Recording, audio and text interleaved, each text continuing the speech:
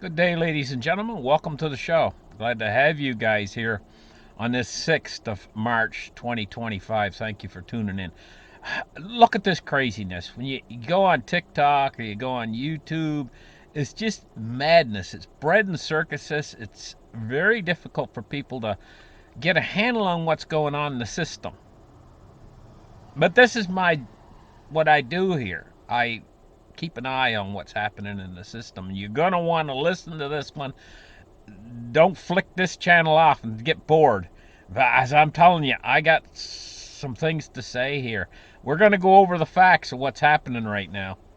We've got an over leveraged system that's been waiting for a trigger for years now.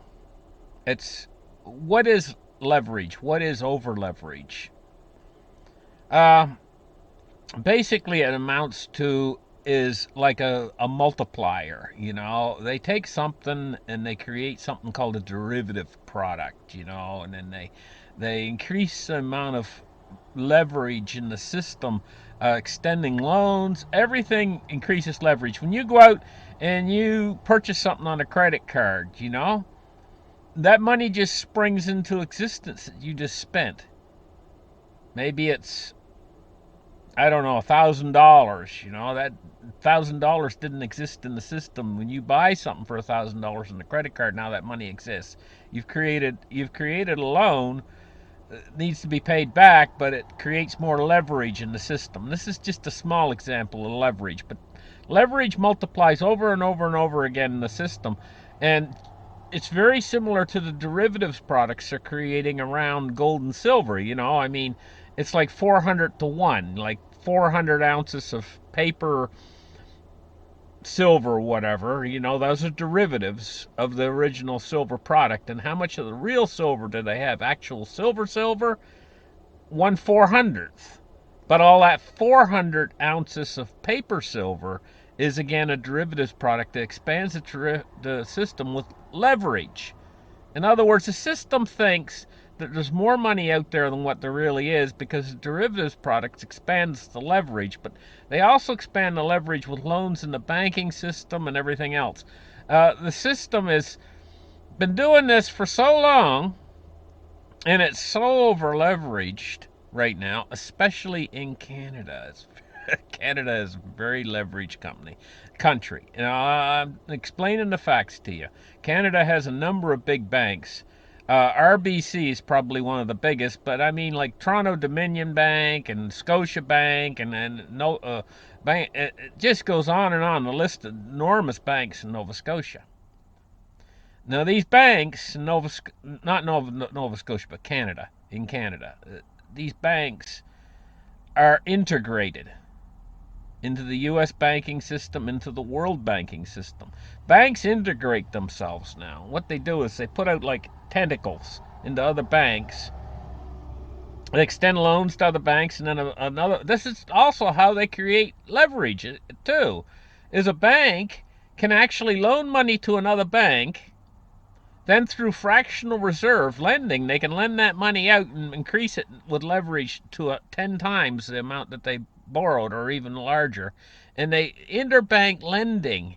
They're able to lend back to another bank, then leverage that money up, and then lend that money back to the other bank they borrowed it from, and then re-leverage. It's a game in the financial system they've been playing for a long time. And never underestimate the power of derivatives products and leverage in the system and how much there is out there. In Canada, one of the aspects of the leverage that they've done is home equity loans. Tremendously. Canadian real estate, especially around areas like, I'll just take Toronto, for instance. Those homes in there were worth like 20, 30, 40, $50,000. They were just average, what they call a starter home, in around the Toronto area. And then what happened is the price doubled and doubled again, doubled again. Now they're millions of dollars a piece. They're just, it's all leverage. But then what happened was when those houses are worth millions of dollars apiece, the bank comes along to the people who have those houses and said, we're going to extend you a line of credit on your house.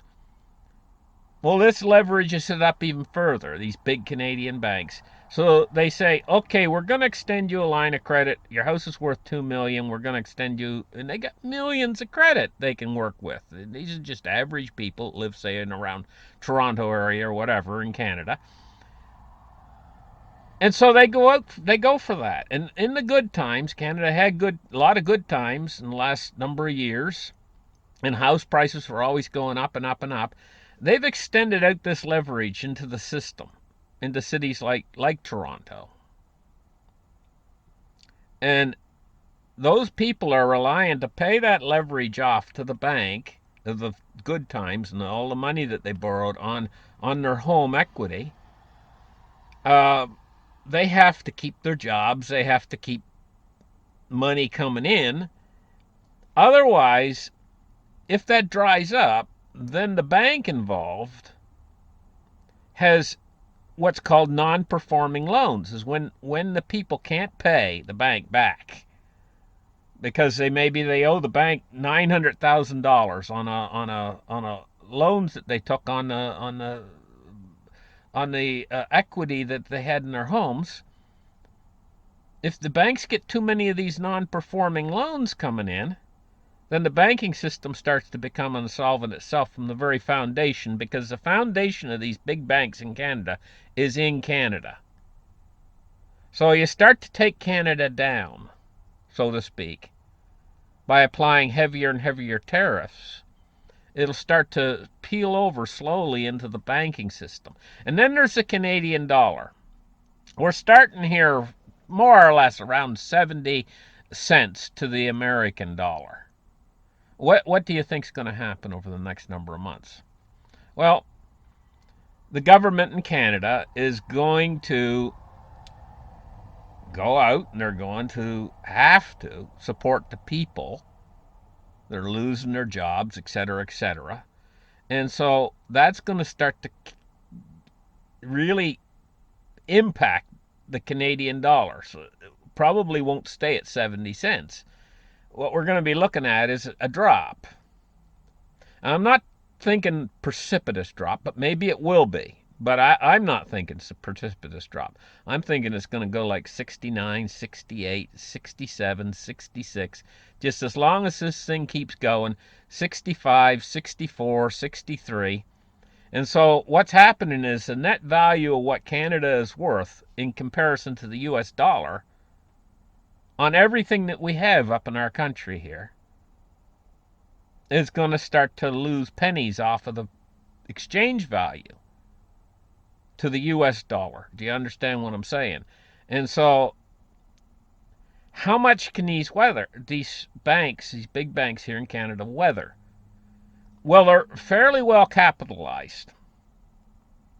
But that can dry up overnight, especially if they get a lot of non-performing loans and stuff. So what I'm watching in this situation is the Canadian banking system. Specifically, the banks that hold the most nominal derivatives value, like RBC has the largest derivatives book amongst the banks in Canada, followed closely by a number of the other ones. You know what I mean?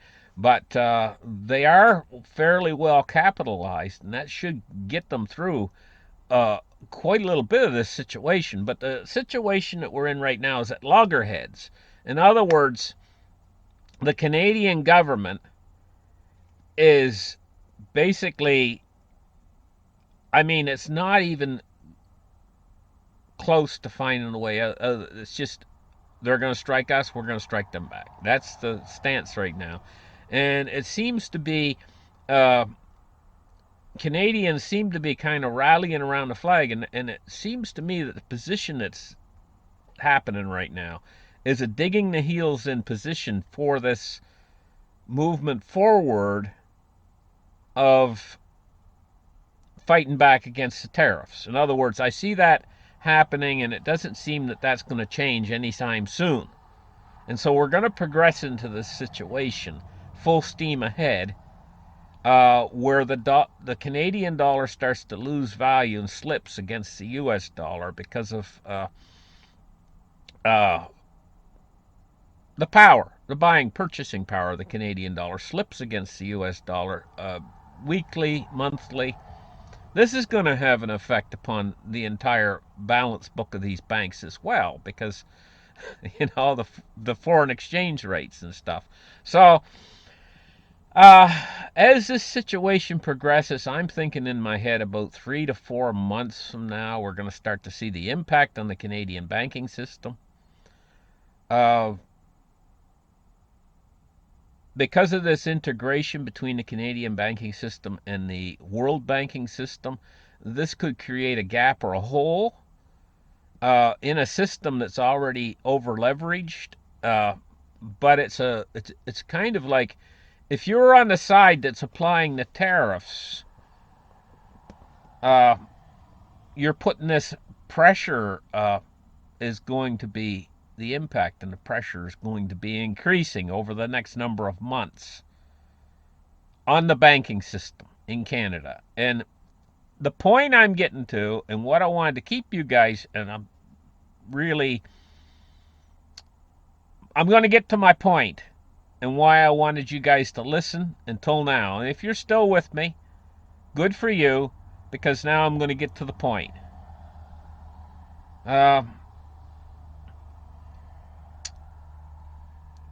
When we get to that point a number of months from now,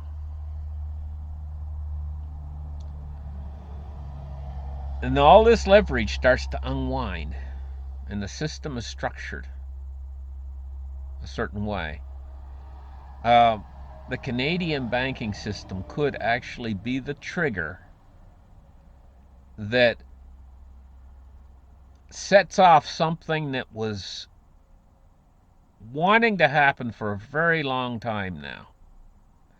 And this is a deleveraging in the system, a sudden snap deleveraging, connected to all the derivatives products and everything out there. And I see this as possibly being the trigger that sets off something much wider if this continues. And I see no reason why this isn't going to continue. This is going to continue. Big changes. I'm not even going to mention the whole thing about the 51st state stuff. I'm not going to go there right now. I'm just talking right now about how the net effects are going to play out within the Canadian banking system, and how that structure could actually bring down the entire world banking system. And you only got the amount of time until the Canadian economy starts to be totally destroyed from this. This is very potent, these trade tariffs. It's going to happen much faster when the 30 days is over. They've given an extension to the Canadian auto industry of 30 days. It's going to start. The effect is going to start to happen much faster once that extension runs out, and they start to hit the Canadian auto sector with the tariffs. How all this pans out, this is worth watching very closely. Even if you're not a Canadian, it doesn't matter, because the entire world financial system is all interconnected now. It's all intertwined. And the point I'm really getting to is Canada is too big to fail. It's one of the too big to fail things within the system. In fact, it's bigger than that. Even just one of these big Canadian banks goes, that's too big. They're all too big to fail. All the Canadian banks are too big to fail. But what if they all go down at once? In other words, Canada goes down. Canada goes down within the system. It's bigger than all of these banks put together. Deutsche Bank, and the system is interlocked itself together. Countries and banks and everything else. And you just can't take a large country, really large country like Canada down without having repercussions, massive repercussions within the financial system. It's just the way things are structured. So thank you guys for listening, and we'll catch you guys later, and have a great day. Bye-bye.